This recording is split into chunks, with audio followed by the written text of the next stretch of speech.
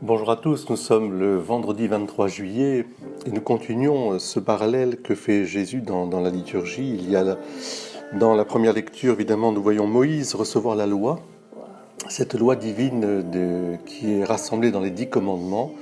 et qui est l'expression finalement du vrai amour. Un amour pour Dieu, de tout son cœur, de toute son âme, de toutes ses forces, et pour le prochain, de l'aimer comme soi-même, avec des commandements, bien sûr, qui depuis l'amour des parents, l'honneur des parents, tous ces commandements qui nous sont utiles de rappeler. Honore ton père et ta mère, afin d'avoir une longue vie sur la terre, que te donne le Seigneur ton Dieu. Tu ne commettras pas de meurtre, tu ne commettras pas d'adultère, tu ne commettras pas de vol, tu ne porteras pas de faux témoignages contre ton prochain. Tu ne convoiteras pas la maison de ton prochain, tu ne convoiteras pas la femme de ton prochain, ni son serviteur, ni sa servante, ni son bœuf, ni son âne, rien de ce qui lui appartient.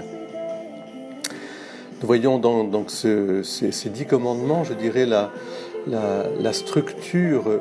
qui vient édifier le sens moral de notre humanité. Au fond, ces 10 commandements sont universels et sont dans le cœur de tous les humains. Mais à cause de la faiblesse de notre tempérament lié à ce péché originel,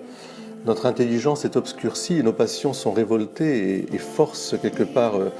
l'intelligence à ne pas voir pour que la volonté s'applique là où elle ne devrait pas. C'est au fond la captatio, le fait de dérober les choses, dérober l'honneur, dérober les objets matériels aussi ou les personnes. Alors le Seigneur vient nous redire cela, la loi fut donnée par Moïse, et le Seigneur Jésus, quand il est venu, il n'est pas venu pour enlever un seul trait, un seul iota, les plus petites lettres ou accentuations de la loi, mais au contraire pour l'accomplir. Et lorsque nous lisons dans l'Évangile que le Seigneur s'oppose parfois aux traditions avec un petit t, c'est parce qu'il voit dans ces traditions qui parfois sont respectables et parfois sont contradictoires avec les 10 commandements, des interprétations trop humaines, des fardeaux trop humains dont on a chargé le peuple et qui sont souvent contradictoires avec l'essentiel de la loi, qui est l'amour de Dieu, exprimé par l'amour du prochain.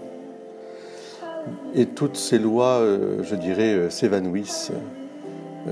face à la charité, une charité miséricordieuse, une charité qui va porter le fardeau des autres,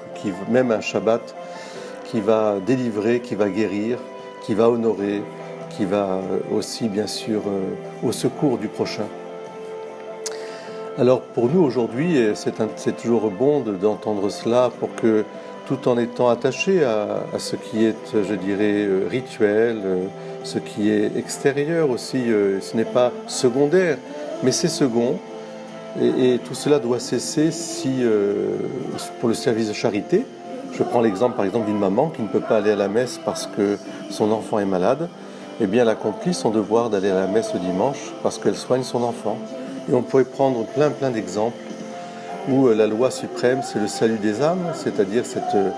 cet amour de Dieu répandu dans les cœurs, alors que le Seigneur nous fasse avancer plus profondément encore dans cet amour de la loi profonde, cette loi de Moïse, des 10 commandements, si bien exprimée aussi et complétée par les béatitudes. À vous tous, je souhaite une très belle journée, une très belle fête aux Brigitte que nous embrassons et bénissons. Sainte Brigitte, religieuse patronne de l'Europe, elle aussi a été fascinée par son Dieu et elle a répandu cet amour inconditionnel de Dieu sur le monde. Sainte Brigitte, priez pour l'Europe, on en a tant besoin.